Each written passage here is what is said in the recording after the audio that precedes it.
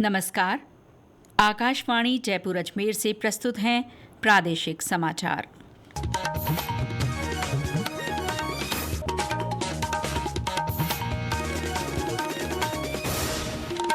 मुख्य समाचार।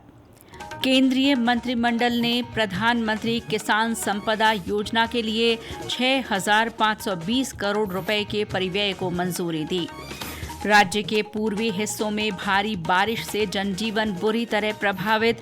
धौलपुर में सेना की मदद से राहत और बचाव कार्य जारी। मुख्यमंत्री भजनलाल शर्मा ने कहा, राज्य सरकार लोगों के नेत्र स्वास्थ्य के लिए प्रयास कर रही है। और बैंकिंग कानून संशोधन अधिनियम 2025 कल से लागू होगा। समाचारों के साथ मैं शीला चावला और अब समाचार विस्तार से। केंद्रीय मंत्रिमंडल ने प्रधानमंत्री किसान संपदा योजना के लिए 6,520 करोड़ रुपए के परिव्यय को मंजूरी दे दी है। बैठक के बाद आज नई दिल्ली में संवाददाताओं को जानकारी देते हुए सूचना और प्रसारण मंत्री अश्विनी वैष्णव ने कहा कि इसमें 50 बहुउत्पाद खाद्य इकाइयां स्थापित करने में सहयोग के लिए 1,000 करोड़ रुपए का प्रावधान किया गया है। इसके साथ ही NABL से मान्यता प्राप्त 100 खाद्य परीक्षण प्रयोगशालाएं भी बनाई जाएंगी। साइंटिफिक तरीके अपनाने से किसानों की इनकम में सुधार आता है। इसीलिए जरूरी है कि इंटरनेशनल स्टैंडर्ड्स पे एक्सपोर्ट्स को बढ़ावा देने के लिए फूड टेस्टिंग लैब्स की स्थापना की जाए। तो आज के फैसले में ओवरऑल आउटले बढ़ाया गया टू 6,520 करोड़ रुपीस और उसमें से 1,000 करोड़ स्पेसिफिकली रखा गया 50 irradiation units and 100 food testing labs के लिए। मंत्रिमंडल ने 4 वर्षों की अवधि के लिए 2,000 करोड़ रुपए के परिव्यय के साथ राष्ट्रीय सहकारी विकास निगम अनुदान सहायता NCDC को भी मंजूरी दी है। NCDC इस दौरान खुले बाजार से 20,000 करोड़ रुपए जुटा सकेगा।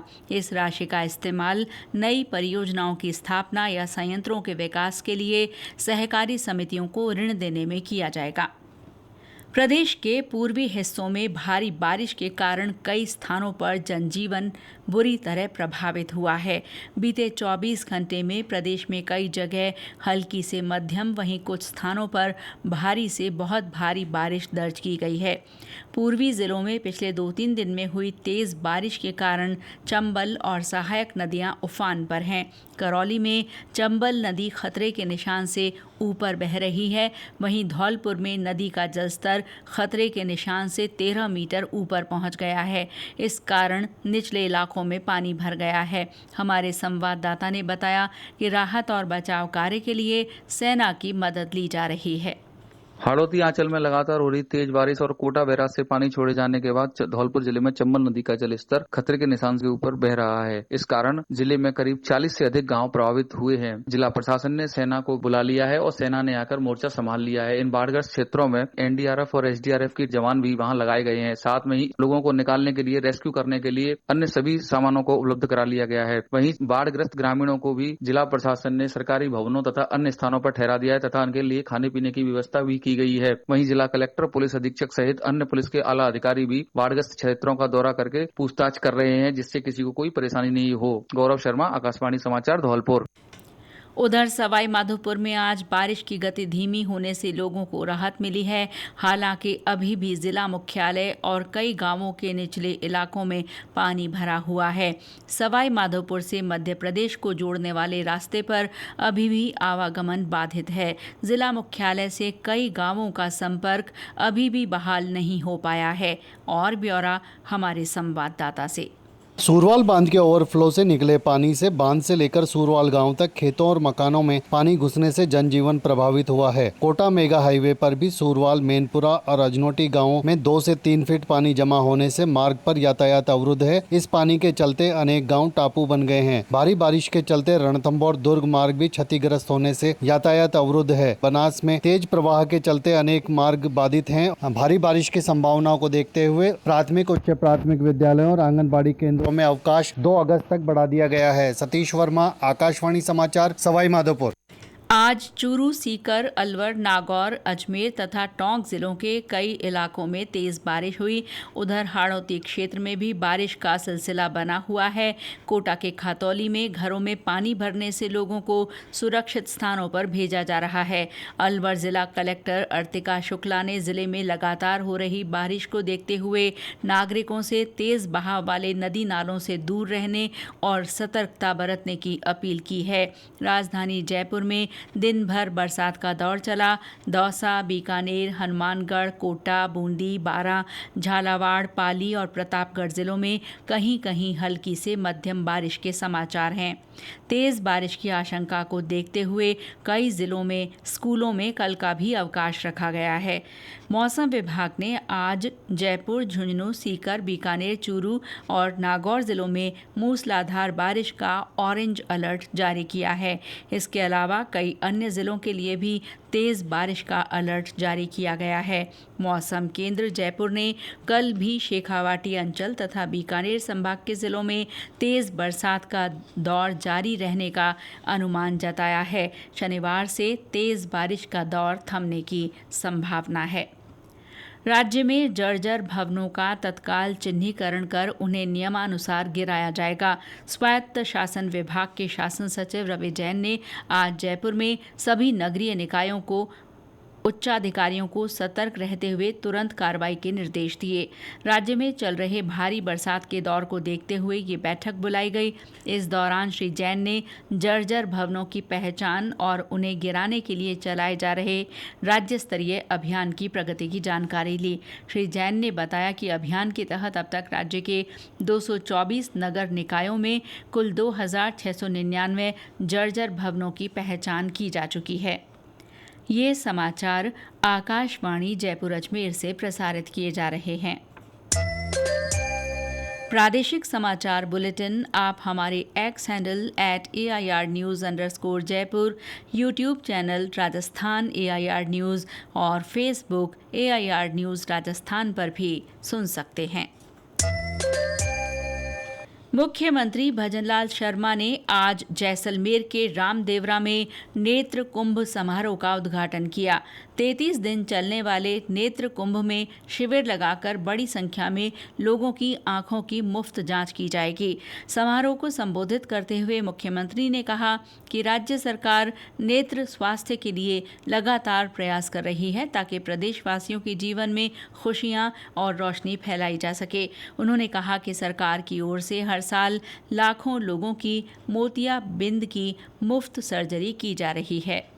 स्वास्थ्य को लेकर हमारी सरकार निरंतर प्रयास कर रही है ताकि प्रदेशवासियों के जीवन में खुशियां और रोशनी फैलाती रहे। प्रदेश में हर साल लाखों लोगों को मुफ्त मोतियाबिंद सर्जरी की जा रही है। नेत्र चिकित्सकों और सहायकों को नवीनतम तकनीकी का प्रशिक्षण और आधुनिक उपकरण प्रदान किए जा रहे हैं। नेत्रदान के माध्यम से कॉर्निया प्रत्यारोपण को बढ़ावा दिया जा रहा है, जिससे हजारों लोगों की दृष्टि प्रदान की गई है और उनके जीवन में उजियारा लाने का काम हो रहा है।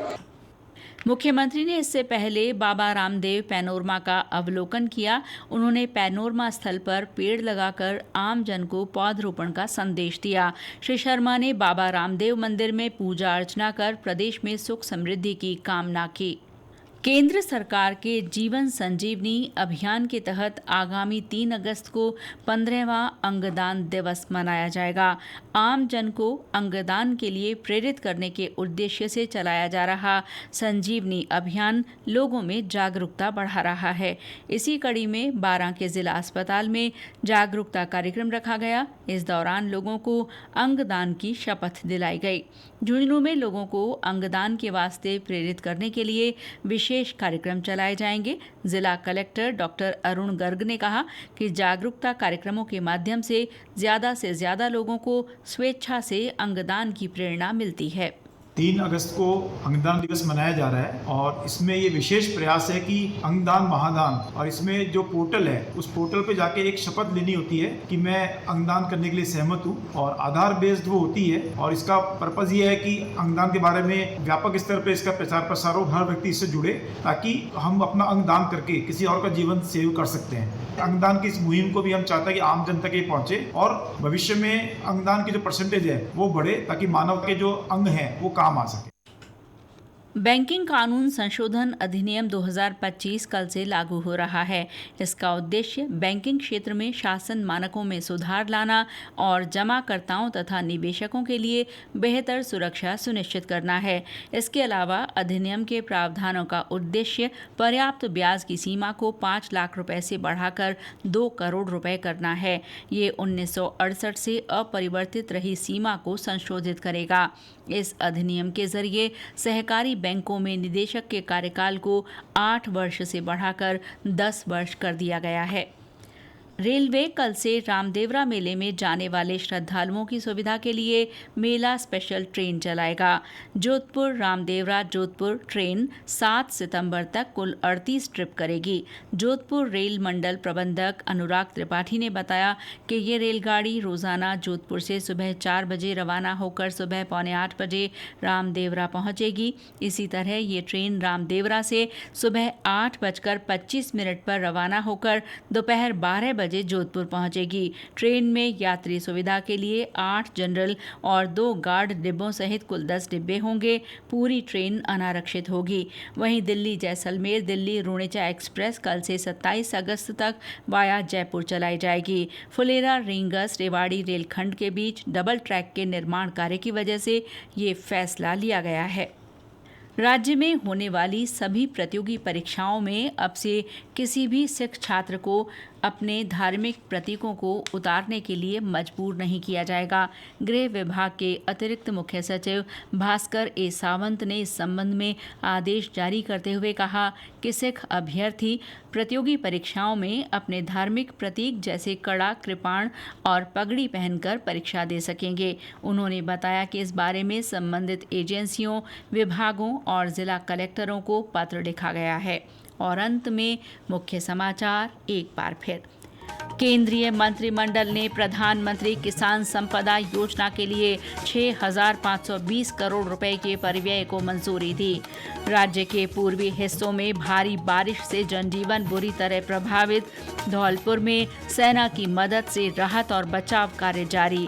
मुख्यमंत्री भजनलाल शर्मा ने कहा, राज्य सरकार लोगों के नेत्र स्वास्थ्य के लिए प्रयास कर रही है। और बैंकिंग कानून संशोधन अधिनियम 2025 कल से लागू होगा। इसके साथ ही प्रादेशिक समाचार बुलेटिन समाप्त हुआ। नमस्कार।